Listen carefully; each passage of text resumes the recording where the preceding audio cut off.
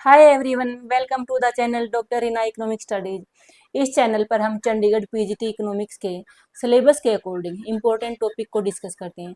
लेकिन ये topic PGT economics, NET और इकोनॉमिक्स से रिलेटेड हर एग्जाम के लिए मोस्ट इम्पोर्टेंट है, क्योंकि चंडीगढ़ पीजीटी इकोनॉमिक्स से का जो ऑफिशियल सिलेबस है उसके अकॉर्डिंग हमने सिर्फ 2 ही क्लासेज ली हैं अब तक, और वहाँ से उन 2 क्लासेज से पीपीसी किया, उनमें हमने सेंट्रल प्रॉब्लम किया। वहाँ से जो एचटेट पीजीटी इकोनॉमिक्स का भी 4 जुलाई को एग्जाम हुआ है, और वो जो मैं एवरीडे जो शॉर्ट्स अपलोड करती हूँ वहाँ से तकरीबन 8 से 9 क्वेश्चन आए हैं। इसीलिए आप किसी भी वीडियो को स्किप ना करें। ये मैं most important exam point of view से ही करवाती हूँ, और साथ में उनको प्रैक्टिस भी करवाती हूँ PYQ एंड MCQ के साथ। इसीलिए इस वीडियो को भी एंड तक जरूर देखना, ये टॉपिक मोस्ट इंपॉर्टेंट है। आज हम करने वाले हैं कंज्यूमर इक्विलिब्रियम। ये भी मोस्ट स्कोरिंग टॉपिक है इकोनॉमिक्स का। इसमें जो चंडीगढ़ पीजीटी इकोनॉमिक्स है, इसमें ऑफिशियल सिलेबस में कंज्यूमर इक्विलिब्रियम हमें कार्डिनल और ऑर्डिनल दोनों अप्रोच से करना है, और आज हम करेंगे कार्डिनल अप्रोच। फ्रेंड्स, जब भी आप मार्केट जाते हैं शॉपिंग करने के लिए, चाहे वो गुड्स हो या फूड हो या फिर कोई सर्विसेज हो, तो आपके पास जो लिमिटेड इनकम है उससे आप मैक्सिमम सेटिस्फेक्शन कैसे प्राप्त करें, यही कंज्यूमर इक्विलिब्रियम का कोर है। और कार्डिनल यूटिलिटी अप्रोच में कहा गया है कि जो यूटिलिटी है, जिसे कोई गुड हम जब कंज्यूम करते हैं उससे हमें जो सेटिस्फेक्शन मिलती है, यूटिलिटी मिलती है, वो मेजरेबल है, क्वान्टिफिएबल है।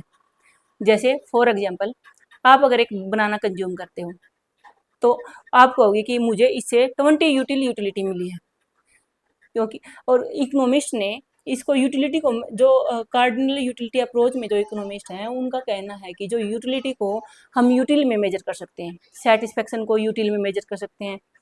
तो आप कहेंगे कि मुझे एक बनाना कंज्यूम करने से 20 यूटिलिटी मिली है।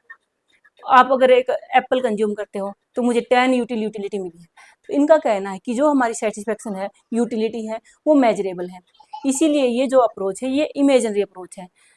और जो ऑर्डिनल यूटिलिटी अप्रोच है वो रियलिस्टिक है, क्योंकि उसने कहा है कि हम जो यूटिलिटी और जो सेटिस्फेक्शन प्राप्त करते हैं वो क्वांटिफिएबल नहीं है, उसको हम रैंक प्रोवाइड कर सकते हैं।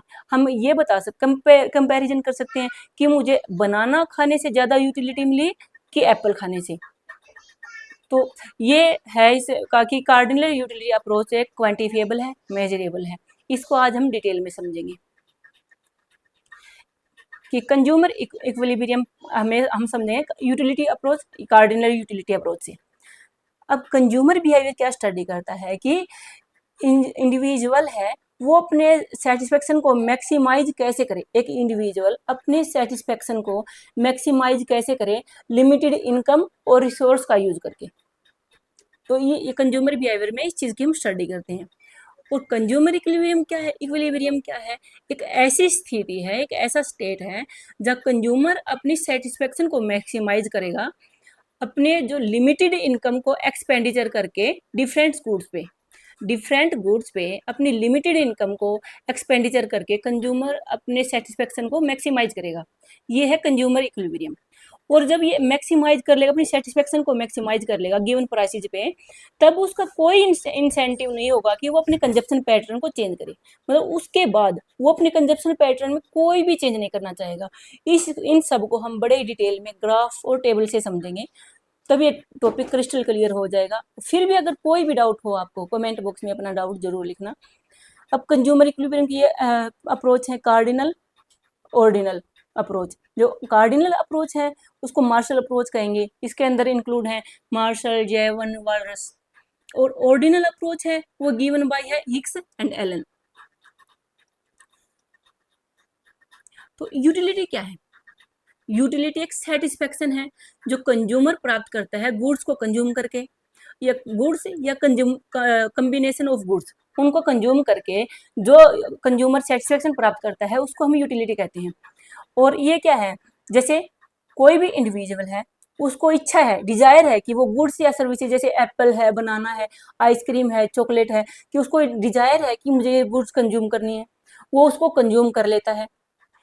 तो उसको उसकी वो डिजायर है वो पूरी हो जाती है, फुलफिल हो जाती है। तो इसको हम कार्डिनल टर्म में मेजर कर सकते हैं। तो इट पूरी कर लेती है तो इसको हम यूटिलिटी कहेंगे। और इस यूटिलिटी को कार्डिनल टर्म, जैसे साइकोलॉजिकल इमेजिनरी टर्म है यूटिल, इसमें मेजर कर सकते हैं। इसीलिए यूटिलिटी को कहा जाता है फुलफिलमेंट ऑफ डिजायर। यूटिलिटी को, क्योंकि ये डिजायर को पूरा करती है, इसीलिए इसको फुलफिलमेंट ऑफ डिजायर भी कहा जाता है। और जो इंग्लिश फिलोसोफर हैं बेंथम, जिसका टाइम पीरियड था 1748 से 1832, उसने डिफाइन किया यूटिलिटी को कि ये एक प्रॉपर्टी ऑफ गुड है जो प्लेजर प्रोवाइड करती है। Property of good that provides pleasure. अब इसकी एजम्पशन समझिए, assumption of cardinal utility analyse. तो इसकी क्या क्या एजम्पशन है कि कार्डिनल यूटिलिटी मीन ये मेजरेबल है, यूटिलिटी मेजरेबल है, क्वांटिफिएबल है, आप यूटिलिटी को मेजर कर सकते हो। मार्शल का कहना है कि यूटिलिटी जो मनी है वो एक मेजरिंग रोड है यूटिलिटी के लिए। मनी को हम एक as a measuring rod use करेंगे यूटिलिटी का। Money serve as measuring rod of utility, जो रिप्रेजेंट करती है, किसके द्वारा रिप्रेजेंट होगी? Price a consumer is willing to pay rather than go without the good. किसी भी गुड के लिए कंज्यूमर इच्छुक होता है जो प्राइस पे करने के लिए, वही जो मनी है वो मेजरिंग रोड है यूटिलिटी का। ये मार्शल का कहना है। तो इसीलिए उसका कहना है कि जो मनी, जो यूटिलिटी है, सेटिस्फेक्शन है, जो गुड से प्राप्त होती है, वो क्वांटिफिएबल है और कार्डिनल टर्म में उसको हम शो कर सकते हैं। जैसे कि एक पर्सन कह सकता है कि वह ही drive utility equal to 10 unit from, जैसे गुड ए कंज्यूम करता है तो पर्सन कहेगा कि मुझे इस गुड को कंज्यूम करने से 10 यूनिट यूटिलिटी मिली, या फिर गुड बी को कंज्यूम करने से 20 यूनिट यूटिलिटी मिली। तो इसीलिए मार्शल का कहना है कि जो मनी है वो मेजरिंग रोड है यूटिलिटी का। और सेकंड एजम्पशन क्या होगी कि ये डिपेंड है कि independent utility, hypothesis of independent utility. उनका मानना है, मार्शल का मानना है कि जो यूटिलिटी है वो इंडिपेंडेंट है, क्योंकि एक जो गुड हम कंज्यूम कर रहे हैं उससे जो हमें यूटिलिटी मिलेगी वो उस गुड्स पे ही डिपेंड करेगी, उसकी यूटिलिटी पे किसी भी गुड का कोई भी इफेक्ट नहीं होगा। जो गुड हम कंज्यूम कर रहे हैं, जैसे हमने बनाना कंज्यूम किया तो हमें जो सेटिस्फेक्शन मिली, जो हमें यूटिलिटी मिली, वो बनाना पर ही डिपेंड करती है। उसका किसी एप्पल, आइसक्रीम, चॉकलेट, किसी अदर गुड का कोई भी इफेक्ट नहीं होगा। इसीलिए इसने कहा है कि जो यूटिलिटी है वो इंडिपेंडेंट है और एडिटिव भी है। जैसे हमने बताया था कि गुड ए से 20 मिला, गुड बी से 10 मिला, तो ये जो यूटिलिटी है वो एडिटिव है। एडिटिव कैसे है कि जब हम टोटल यूटिलिटी फाइंड आउट करेंगे तो वो होगा सम ऑफ इंडिविजुअल यूटिलिटी। जब हम टोटली, जो हम जितनी गुड्स हमने कंज्यूम करी उनका अलग अलग हमने बताया कि इस गुड से इतना यूटिलिटी हुआ, इस गुड से इतना यूटिलिटी हुआ, तो इस गुड से इतना यूटिलिटी हुआ। तो हमें अगर टोटल यूटिलिटी फाइंड आउट करना है तो हम इन सब, ये जो इंडिविजुअल यूटिलिटी है, इन सब का जब हम सम कर देंगे, ऐड कर देंगे, तो उससे हमें टोटल यूटिलिटी मिलेगी। वो इक्वल होगी टोटल यूटिलिटी के। अनदर पॉइंट क्या है कि जो यूटिलिटी इंडिपेंडेंट है, जो गुड्स की यूटिलिटी है वो इंडिपेंडेंट है। नेक्स्ट पॉइंट होगा कि marginal utility of money constant है, कि जो मनी की जो मार्जिनल यूटिलिटी होगी वो कांस्टेंट होगी। क्यों? ये एक मोस्ट इंपॉर्टेंट एजम्पशन है मार्शल की। इंपॉर्टेंट क्यों है? क्योंकि मार्शल ने कहा है कि ये मनी है, ये मेजरिंग रोड है यूटिलिटी का। लेकिन अगर इसकी खुद की ही अगर मार्जिनल यूटिलिटी कांस्टेंट नहीं होगी और कंजप्शन, जैसे जैसे इसका मनी का कंजप्शन होगा, इसकी मार्जिनल यूटिलिटी कम होती जाएगी, तो वो एक करेक्ट मेजरमेंट नहीं दे पाएगी गुड्स की मार्जिनल यूटिलिटी का। इसको मार्शल ने गुड्स की मार्जिनल यूटिलिटी को मेजर करने के लिए मनी को मेजरिंग रोड का यूज किया, as a measuring rod money को यूज किया। अगर मनी की ही अगर मार्जिनल यूटिलिटी कांस्टेंट नहीं रही तो ये करेक्ट मेजरमेंट नहीं दे पाएगी। इसीलिए ये मोस्ट इंपॉर्टेंट है इस में थ्योरी में कि marginal utility of money constant होगी। अनदर है इंपॉर्टेंट एजम्पशन कि इसने इंट्रोस्पेक्टिव मेथड का यूज किया है। इंट्रोस्पेक्टिव मेथड क्या होगा कि हाउ आई नो, कि मैं जो जानता हूँ, जो मैं फील करता हूँ, जो मैं सोचता हूँ, वही मैं यूज करूंगा ये गैस करने में कि आप क्या सोच रहे हैं और क्या फील कर रहे हैं, सेल्फ ऑब्जर्वेशन के द्वारा। कि मैं सेल्फ ऑब्जर्वेशन के द्वारा ये अंडरस्टैंड करूंगा, अनुमान लगाऊंगा कि जो ह्यूमन बिहेवियर और जो बायर्स क्या एक्ट करेंगे उनको प्रिडिक्ट करूंगा मैं सेल्फ ऑब्जर्वेशन के द्वारा। इसलिए इसके लिए इन्होंने इंट्रोस्पेक्टिव मेथड का यूज किया है। और जिसके इस थ्योरी के जो इम्पोर्टेंट है 2 लॉ है, most important, law of diminishing marginal utility and equi marginal utility. चलिए इनको समझते हैं। डिमिनिशिंग मार्जिनल यूटिलिटी क्या होता है कि मार्जिनल यूटिलिटी ऑफ गुड, ये जो गुड की मार्जिनल यूटिलिटी है वो डिमिनिश होती जाएगी, डिक्रीज होती जाएगी जैसे जैसे हम उसके एक्स्ट्रा यूनिट कंज्यूम करेंगे। कोई भी गुड है जब हम उसके एक्स्ट्रा यूनिट कंज्यूम करेंगे तो उससे मिलने वाली मार्जिनल यूटिलिटी कम होती जाएगी। तो इसको हम कहेंगे law of diminishing marginal utility. इसीलिए जैसे जैसे कंज्यूमर गुड्स का इंटेक बढ़ाता है, मोर यूनिट ऑफ गुड कंज्यूम करता है, तो जो एक्स्ट्रा यूटिलिटी है, सेटिस्फेक्शन है जो वो प्राप्त करता है एक्स्ट्रा यूनिट ऑफ गुड से, वो कम होती जाएगी, रिड्यूस होती जाएगी।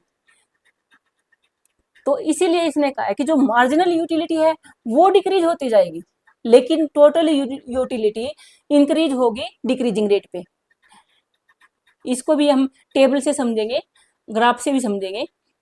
तो मार्शल ने डेफिनेशन दी है law of diminishing marginal utility की, मीनिंग वही है, सेम मीनिंग है कि एक्स्ट्रा यूनिट अगर हम कंज्यूम करते हैं, एडिशनल यूनिट हम कंज्यूम करेंगे तो हमारी मार्जिनल यूटिलिटी कम होती जाएगी। तो ये कहता है कि the additional benefit which a person drive from a given increase of his stock of a thing diminish, decrease होगी with every increase in stock that he already has.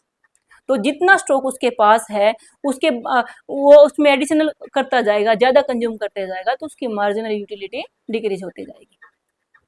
अब आप इस टेबल से समझिए कि आपने कप ऑफ टी कंज्यूम किया per day, जैसे हमने फर्स्ट कप कंज्यूम किया उससे हमें मिली टोटल यूटिलिटी 12, मार्जिनल यूटिलिटी भी 12। सेकंड कप कंज्यूम किया तो हमारी टोटल यूटिलिटी हुई 22। तो डिफरेंस कितना हुआ, कितना इंक्रीज हुआ, 10।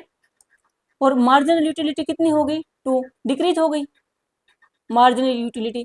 और उसके बाद हमने जब थर्ड कप कंज्यूम किया तो हमारी टोटल यूटिलिटी इंक्रीज हुई, लेकिन डिक्रीजिंग रेट पर। कैसे, क्योंकि पहले तो 10 इंक्रीज हुआ था, अब कितना हुआ 8, पहले 10 था अब 8 हो गया। और मार्जिनल यूटिलिटी कितने, पहले 10 थी फिर 8 हो गई, 12 थी फिर 10 फिर 8, ऐसे मार्जिनल यूटिलिटी डिक्रीज होती जा रही है।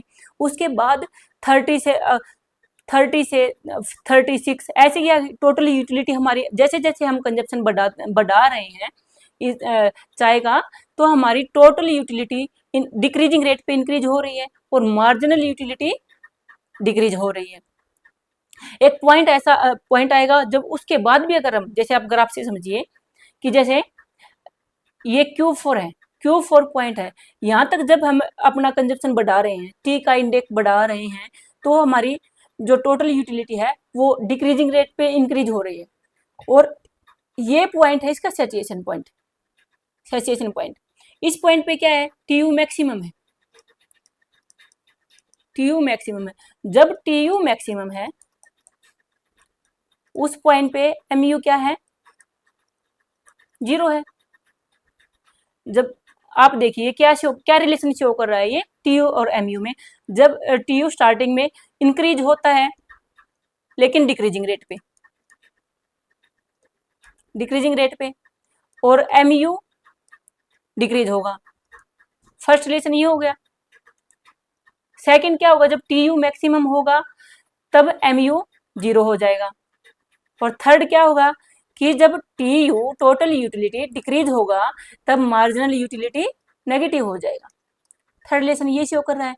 अब ये हमारी टोटल यूटिलिटी है कि यहाँ पे ये इंक्रीज हो रहा है लेकिन डिक्रीजिंग रेट पे।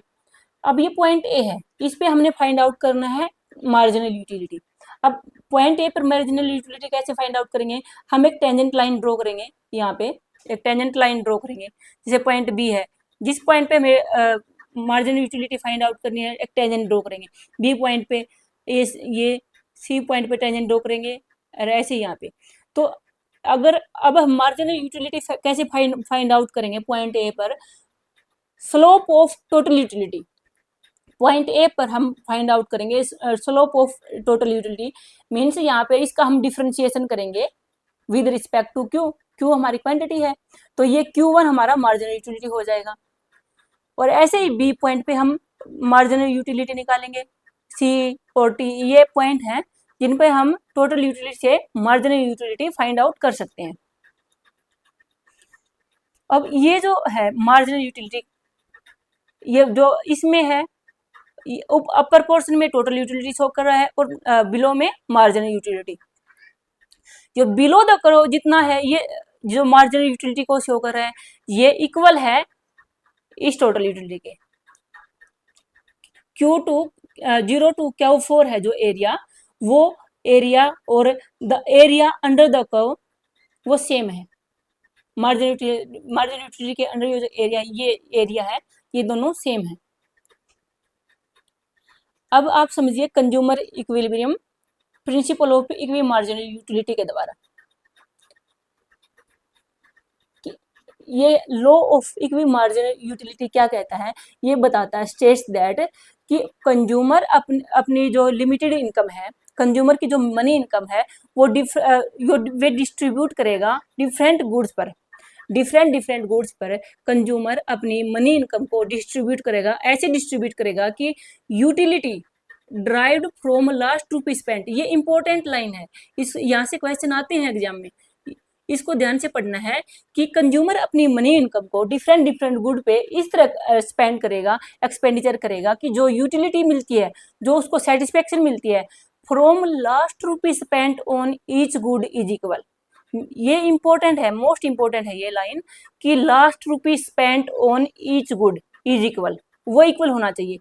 इन अदर वर्ड्स इसको हम क्या कह सकते हैं कि कंज्यूमर इक्विलिब्रियम पोजीशन में तब होता है जब marginal utility of money expenditure, प्रत्येक गुड की जो marginal utility of money expenditure है वो इक्वल होनी चाहिए, वो सेम होनी चाहिए। और इसीलिए जो marginal utility of money expenditure है वो किसके इक्वल होगी, marginal utility of good divide by price of the good. ये सिंगल गुड के केस में है कि marginal utility of money expenditure किसके इक्वल होगा, marginal utility of good divide by price of the good, ये सिंगल में है। और अगर दो गुड हैं उस टाइम क्या होगा कि जैसे गुड एक्स और गुड वाई, दो गुड कंज्यूम कर रहा है कंज्यूमर, तो ये सेम यही होगा कि marginal utility of good X divide by price of X is equal to marginal utility of good Y divide by price of Y. ये है, तो ये दोनों इक्वल हो जाएंगे जब कंज्यूमर इक्विलिब्रियम में होगा, तब ये दोनों इक्वल हो जाएंगे इक्विलिब्रियम पॉइंट पे, जब वो दो गुड कंज्यूम कर रहा होता है। अब ये अगर मोर देन टू गुड या फिर एन नंबर ऑफ गुड, जितना भी गुड अगर उसके पास है मोर देन टू गुड, तो कंज्यूमर स्पेंड करेगा, स्पेंड हिज इनकम, ये इक्वेशन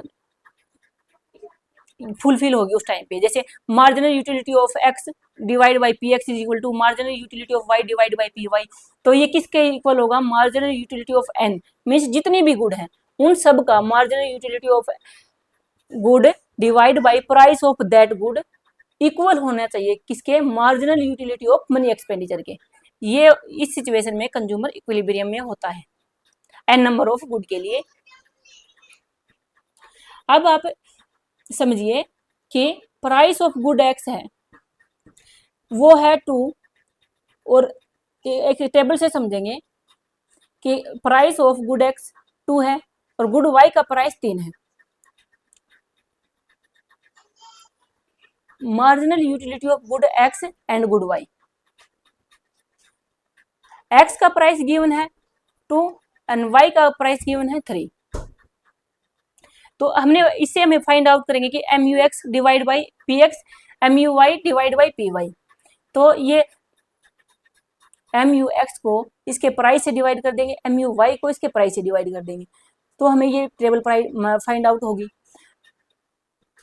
तो अब आप देखिए जब कंज्यूमर इक्विलिब्रियम पॉइंट में होगा और वो उसके पास, आप सपोज करिए कि उसके पास 24 रुपीज है और उसे two good X and good Y उनको कंज्यूम करना है। गुड एक्स का प्राइस है 2 रुपीज एंड गुड वाई का प्राइस है 3 रुपीज। तो हम यहाँ पे फाइंड आउट करेंगे M U X divide by P X, ये किसके इक्वल होगा, M U Y divide by P Y. हमें इसके लिए हमें क्या, इन दोनों को इक्वल करना होगा। उसके पास पैसे हैं 24 रुपीज, टोटल उसके पास मनी है 24 रुपीज। इस 24 रुपीज को इन दोनों गुड पर स्पेंड करके वो मैक्सिमम सेटिस्फेक्शन कैसे प्राप्त करे कि वो अपने कंजप्शन पैटर्न में फिर पैटर्न में कोई भी चेंज नहीं करना चाहेगा उसके बाद। अब आप समझिए कि जो ये है 5 और इसमें भी 5, जब वो गुड एक्स है उसकी 6 यूनिट कंज्यूम करेगा तो उसकी मार्जिनल MUX PX कितना होगा 5। Marginal utility of money expenditure उस टाइम कितना होगा एक्स 5। और जब वो गुड वाई कंज्यूम करेगा, वाई की 4 यूनिट कंज्यूम करेगा, क्योंकि दोनों में सेम चीज क्या है, दोनों का सेम क्या है 5। 5 कहाँ पे, जब गुड वाई की 4 यूनिट कंज्यूम करेगा और गुड एक्स की 6 यूनिट कंज्यूम करेगा, तो 6 मल्टीप्लाई 2 प्लस 4 मल्टीप्लाई 3, तो उसके पास कितने रुपीज थे 24 टोटल रुपीज थे। उन 24 रुपीज से इन दोनों पे उसने इन्वेस्ट करना था, स्पेंड करना था, उसको स्पेंड करके मैक्सिमम सेटिस्फेक्शन फाइंड आउट करना था। तो इसके लिए हमने इन दोनों को इसके इक्वल पुट करना था। तो यहाँ पे ये दोनों इक्वल हो गए कि 5 और 5, गुड एक्स की 6 यूनिट कंज्यूम करी और गुड वाई की 4 यूनिट कंज्यूम करी यहाँ पर, और ये किसके इक्वल होगा 5 यूटिल के। ये हो गया ना, MUX divide by PX is equal to MUY divide by PY is equal to 5 util, क्योंकि इनका ये कितना है, दोनों का ही 5 यूटिल है। इस लेवल पे consumer satisfactory situation maximum satisfaction में होगा और इस कंजप्शन पैटर्न में वो कोई भी चेंज नहीं करना चाहेगा। देखिए 10 in equilibrium position where consumer maximise his utility, कि अपनी यूटिलिटी को मैक्सिमाइज कर लेगा, इक्वल टू 5 यूटिल, 5 यूटिल के इक्वल हो जाएगा इसकी utility. When consumer purchase 6 unit, good x की 6 यूनिट कंज्यूम करेगा और गुड वाई की 5, जो गुड एक्स की 6 करेगा कंज्यूम तब भी 5 यूटिल मिलेगा, और गुड वाई की 4 कंज्यूम करेगा तब भी उसे 5 मिलेगा। इसीलिए जो मार्जिनल यूटिलिटी हो last rupees spend on each two good he purchase is same. तो ये क्या था कि marginal utility of last rupees spend on each good is same, तो वो कितनी है 5। तो दोनों गुड की जो marginal utility of last rupees spend on each two good he purchase is same, और वो कितनी है 5। अब आप देखिए कि ये कहता है कि इतना सेटिस्फेक्शन लेवल पे होता है कंज्यूमर कि उसके बाद वो कोई भी चेंज नहीं करना चाहेगा। अब आप इसको ग्राफ से समझिए कि आप कंज्यूमर कंज्यूम करता है O H of X consume करता है। सपोज कीजिए कि वो ओ एच तक उसकी 6 यूनिट है, 6 यूनिट एक्स के कंज्यूम करता है सेटिस्फेक्शन लेवल पे, वो 6 की जगह 5 कंज्यूम करने लग जाएगा, 5 यूनिट कंज्यूम करेगा। और जैसे उसे गुड वाई की कंज्यूम करनी है 4, और अब वो 1 यूनिट रिड्यूस कर दी, एक्स की रिड्यूस कर दी 1 यूनिट, और वाई की इंक्रीज कर दी 1 यूनिट। तो y का 4 की जगह जैसे हमने 4 यूनिट कंज्यूम करना था y का, 6 करना था x का, तो x का कर दिया 5 और y का कर दिया, x का कर दिया 5 और y का भी 5, दोनों का 5 कर दिया कंज्यूम। तो यहाँ पे आप देखना इस ग्राफ से साफ साफ ये दिख रहा है कि जो लॉस है कंज्यूमर का, जब वो 6 से 5 पर आता है, 6 यूनिट से 5 यूनिट कंज्यूम कर रहा है, तो उसे ABCH के इक्वल लॉस होता है। ये जो एरिया है इसके इक्वल कंज्यूमर को लॉस होगा ये। और जब वह बढ़ाता है y का कंजप्शन 1 यूनिट, तो उसे ई के एल एफ इस एरिया के इक्वल उसे गेन होता है। तो इस से साफ दिख रहा है गेन और लॉस से कि ये जो लॉस है, जो कंज्यूमर का लॉस है वो ग्रेटर देन है गेन से, ये एरिया ज्यादा है इस एरिया से, क्योंकि जब वो कंज्यूमर 5 मल्टीप्लाई टू 5, क्योंकि जो एक्स यूनिट है एक्स गुड है उसका कितना प्राइस है 2 और वाई का कितना है 3, तो इसमें कितना वाई का कितना हुआ, इसका 5 मल्टीप्लाई 3 ये हुआ 15, और ये 5 मल्टीप्लाई 10 ये हुआ 10 एक्स की, तो ये टोटल कितना हुआ 10 प्लस 15, देखिए 25 हो गया। उसके पास पैसा कितना है 24, तो ये तो वैसे भी कंज्यूम नहीं कर पाएगा, और इस ग्राफ से भी शो हो रहा है कि जो उसका लॉस है वो गेन से ज्यादा है। इसीलिए कंज्यूमर कभी भी नहीं चाहेगा अपना ज्यादा लॉस करना, और इसीलिए वो अपने सेटिस्फेक्शन को मैक्सिमाइज करने के लिए उस लेवल पे कंज्यूम करेगा जहां पर marginal utility of last rupees spend equal हो, ईच गुड की इक्वल हो, वहां पे वो कंज्यूम करेगा, वहीं पे उसका लेवल मैक्सिमम होगा, कंज्यूमर इक्विलिब्रियम में होगा। इसलिए ये कह रहा है कि consumer is making purchase by MUX, यहाँ पे इस लेवल पे परचेज करना चाहेगा उसके, और इस लेवल पे परचेज करना चाहेगा और उसके बाद अपने कंजप्शन पैटर्न में कोई भी चेंज नहीं करना चाहेगा।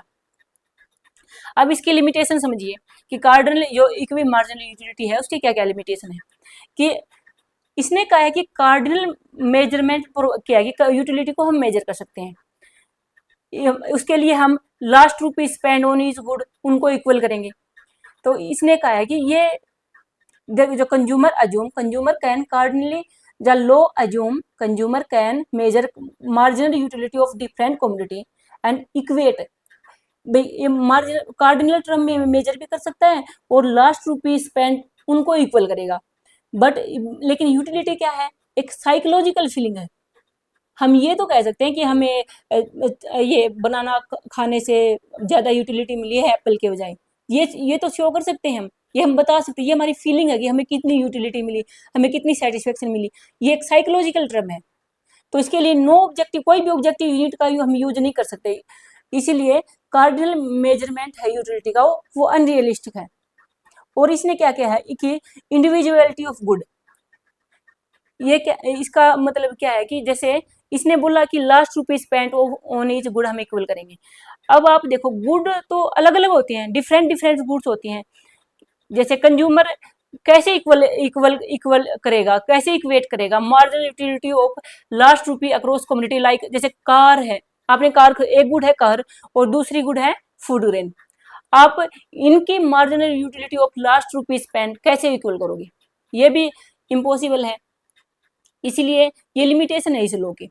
और अनदर इम्पोर्टेंट है कि इसे कार्डिनली मेजर कर ही नहीं सकते, इसलिए जो एलन है उसने रिप्लेस किया कार्डिनल यूटिलिटी को ऑर्डिनल यूटिलिटी से, उसका तो उन्होंने इसे रिप्लेस किया ऑर्डिनल यूटिलिटी से, इंडिफरेंस कर्व का यूज किया इसके लिए उसने। इसी नेक्स्ट क्या लिमिटेशन है, क्या है कि कंज्यूमर को उसकी हैबिट्स, कस्टम्स और इरेशनल बिहेवियर्स से जाना जाता है, ना कि रैशनल कैलकुलेशन, क्योंकि इसमें कार्डिनल यूटिलिटी में कहा है कि कंज्यूमर रैशनल है कि वो ऐसे ये सारा प्रोसेस कर सकता है, लेकिन इसने कहा है कि कंज्यूमर को उसके हैबिट्स और कस्टम से वो और इरेशनल बिहेवियर से गाइड किया जाता है, ना कि इन सब चीजों से। और इसका इसी में कहा है कि marginal utility of money constant है, लेकिन इसका भी ये भी इसको भी क्रिटिसाइज किया है कि marginal utility of money constant नहीं होती, वो भी जैसे गुड की मार्जिनल यूटिलिटी चेंज होती है वैसे मार्जिनल यूटिलिटी ऑफ मनी भी चेंज होती है। जैसे उसका कहना था कि जब हम गुड की जैसे मार्जिनल यूटिलिटी ऑफ मनी है, हमने 5 रुपीज स्पेंड किए तो भी हमारी यूटिलिटी वही है, 6 किए तो भी हमें उतनी हमारी यूटिलिटी सेम रहेगी, कितना यूटिलिटी हमारी मनी की सेम रहेगी। लेकिन इनका कहना है कि ये रोंग है, मार्जिन अगर हमारे पास पैसा ज्यादा है, मनी ज्यादा है तो उसकी यूटिलिटी कम होगी, लेकिन जैसे जैसे मनी को स्पेंड करते जाएंगे उसकी यूटिलिटी तो चेंज होती जाएगी, तो वो कांस्टेंट नहीं होगी। तो आज की क्लास में हमने कार्डिनल यूटिलिटी, कंज्यूमर इक्विलिब्रियम को कार्डिनल यूटिलिटी अप्रोच से डिटेल में डिस्कस किया विद ग्राफ टेबल।